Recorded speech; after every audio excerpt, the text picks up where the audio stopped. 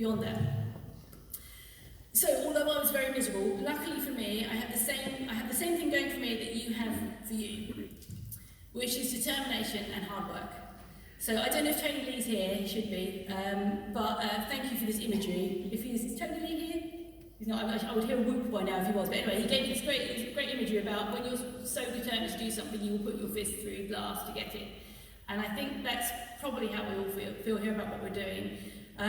Because it always makes me feel emotional saying this kind of stuff, because like, yeah, we can do it. So I know you're really determined, because otherwise you wouldn't be here, investing in yourselves and your career, and I know that you won't stop at anything to be, to become the person you want to be as a professional author if you're not there already, or if you're already there, you probably want to expand your fan base, and I'm sure you will. So I was feeling pretty miserable, and my book was failing. And I kind of thought, that scene in the Blues Brothers, I don't know if anyone's seen it, my partner has ruined this film for me now because he says it's cultural appropriation, which it probably is. But anyway, there's a scene where they're in Bob's Country Bunker and they play blues music and the crowd just hate it and they throw bottles at them. And that was kind of where I was, and I kind of was like, right, I've got to work out how to make this stuff work because I really, really want to be a writer. So I studied like the massive nerd I am. I studied hundreds of best-selling titles. I read every bestseller I could get my hands on. I didn't waste my time with any book that wasn't mega best-selling. That would have been a waste of my time. I only studied bestsellers and looked for patterns, similarities. And I read every structural creative writing book I could get my hands on, so including the 7 Basic Plots, which is like this big and took me a year to read, but is a brilliant book. And I also assessed the hero's journey, which I'm kind of middling about, but I did assess that against bestsellers, looking for character, plot, thematic patterns. I was basically looking for strategy. I was looking for strategic ways that you can enhance your chances of writing a bestseller. And then I kind of, was inspired. I saw that through all that study, I kind of saw that, yeah, there are ways there are things you can do to boost your chances immeasurably. So one of the main ways of looking at that is that books are a product. So they are beautiful, creative things, but they're also a product, and you kind of have to steer somewhere between the two channels of being this beautiful artist who loves writing and considering how you're going to be able to pitch and sell your book to authors. And it's about more than luck and timing. I've definitely experienced good luck and timing in publishing, lucky me, but with the right knowledge, you can save yourself a lot of time. And I'm about to share some of that knowledge with you. You're very welcome. So let's get to secret number 1. Lovely animated slide here. So, someone else already found your readers, and this sounds like bad news, but it's not. It's actually really good news, because someone's found your readers, and that means you can find them because they found them. So let me talk a bit more about that. So these guys are a free and abundant source of targetable audiences. So these are kind of like the major ad platforms. I haven't got Amazon on there, which is also a major ad platform for authors, but Facebook ads, TikTok, Bookbub, Goodreads, they're all major targetable sources of audiences for readers, and they're a really, really good place in the initial stages to look for reader bases and fan bases. And even if you're already a successful author, you can, if you're going into a new genre, these are good places to investigate. So I'm sure you know. So the secret number 1 is use advertising data to your advantage. Free advertising data. So you all know about Facebook, Amazon, probably Bookbub ads. You should. They're all great, very effective for authors.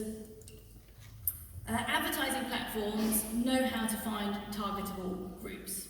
And they've got big data, huge data, better than we could ever get hold of ourselves, and because of the information age, we can get it for free. Here's a really, really useful thing. Not only can they show you the targetable audiences that you can look for as an author, but they can also tell you how big those audiences are, and that's really, really important, because there are some authors some audiences that honestly aren't worth bothering with, that you might think on the outset look like a good targetable group, but when you investigate them in the ad platforms, you can see that they're kind of, actually, I better go for a bigger audience group.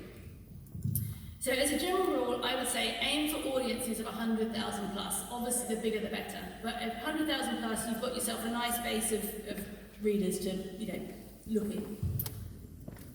So let's look at Amazon ads. Your best Facebook friend, no, not that one, not a real friend, it's a virtual friend. Facebook Ads Manager. So Facebook Ads Manager is the home of so much reader data, it's amazing. can discover niche interest groups, so you can discover the size of, let's say, if people are interested in gardening or property development or self-publishing. You can look at those niche interest groups on Facebook and you can see how big they are and whether they're worth focusing on as a potential reader fan base. And you can also, probably even more usefully, see author fan bases and genre levels of interest. So on Facebook you can look at, you can take an author, so let's say Lee Child, who we're going to look at in a minute, and see how many people are kind of engaged and interested with their author on Facebook ads. You can also look at genres, you can look at romance, you can look at thrillers or subgenres, and just see if they're worth, if they have a decent enough audience pool for you to bother with. So you can rule out author fan bases and reader groups that aren't worth bothering with. So I'm sorry for the basics on this, because I know that some people will be really, really in favour of Facebook, but others won't, so bear with me on this. On Facebook you have campaigns, and these are made up of ad sets and adverts. At the ad set level, this is the point where you choose your audience age, the demographics, and so on and so forth. So you choose the location of who you're advertising to, and maybe the income or the shopping habits, that kind of thing, at the ad set level. And you can also choose detailed targeting, which includes interests. So this is a huge and free data source that you can see before you advertise. So we're so lucky we don't have to spend any money at all to have access to this huge, what should be really expensive, big data that we can get hold of to look into our fan bases. So let's take a look at Facebook ads and look at detailed targeting. I've missed an apostrophe there, which is irritating me, but never mind. So we're going to look at, so this is the ad set page on Facebook ads. So I've brought up detailed targeting, and you can see here we've got Lee Child. He's got between 1 and 2 million people interested. So what do we think? Decent sized fan base? Looking good? Yeah, I know Mark Dawson has targeted Lee Child's fan base with great success, so he's done very well. So this would be a potentially really good, potential reader fan base. So Jackie Collins, how many fans do we think Jackie Collins will have on Facebook? Anyone want to have a guess? It's a bit hard to shout out, I know, in an auditorium, but go on, it's all brave. Million, yeah, this is a good guess. That's what I would have guessed, sort of like a million, over a million. She's actually got only 40 to 50,000. So this is based in the UK. So that was a big surprise to me, because I thought I thought that was an absolute slam dunk. Yeah, Jackie Collins, of course, advertise with her. But actually, I would say, it's not an insignificant audience base, but I wouldn't kind of necessarily focus on that one. Colin Hoover, what are we thinking? In the millions? Definitely. Yeah, so she's 500,000, around about 500,000 in the UK. So definitely well worth bothering with. Fewer than I thought, actually, to be honest, as a Facebook thing. Maybe it's because she targets, maybe younger people are interested in her, I don't know. But so E.L. James, our favourite. Can we get a round of applause for E.L. James, please? Okay, anyone want to have a little guess at E.L. James' Facebook? 10 million. It's big. It's not 10 million, but it's very big. I feel I've diminished her now by putting in a bigger target.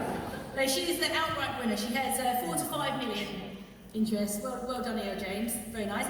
Okay, so let's look at other interests as well. So we don't have to always just target authors. We can look at interest groups and pair them up with people who are interested in reading. So military history, I just kind of picked this at random, and you can see it's got 14,000, 20,000 odd interest, and not really worth what we're doing as a reader base, I would say. One I've used before, parents, up to 12 months, so parents of babies, that's around 4 to 5 million, so that's actually a pretty, very decent audience base that you might think about targeting. So this is all to kind of give you ideas of, okay, who might we be looking at to be our readers, and where might my book sit in a group of readers. So let's have a quick look at Bookbub. So Bookbub is an amazing source of data for readers. It shows you a very nice simple list of the top selling categories. And it also shows you which authors have big engaged fan bases. So it's useful in two ways. It's useful for looking at the top selling genres in a really kind of easy, because Amazon has loads of genres on there, right? It's got loads and loads of genres, and the big, I can't remember what the name is, ACIS list, I think, of all the genres is just huge, and it's quite unwieldy, and there's loads of subgenres. But Bookbub has kind of picked out the ones, the commercially popular ones. And it's also the way to see the authors that have the most engaged fan bases. So once again, you can rule out, so it sounds a bit harsh about authors, we obviously don't rule out authors, but you can, not sort of, you could decide not to focus your fan base attempts around authors that don't have too much of a following. And you can sort of see audience bases that aren't worth bothering with. So Bookbub has these 45 Bookbub categories. You might want to take a picture of this, but I'm sure the slides will be available afterwards. And you can also, these are all on Bookbub as well, but these are the 45 book categories that Bookbub show in the main. And what's really useful about this is they're kind of the popular ones, so they're the ones you know are going to get a lot of traction, because Bookbub is excellent with data, and it's not going to put those categories up unless it's got a lot of traction in these categories. So this is a nice help account for genres in terms of if you fit into one of these genres, well done, that's going to be useful.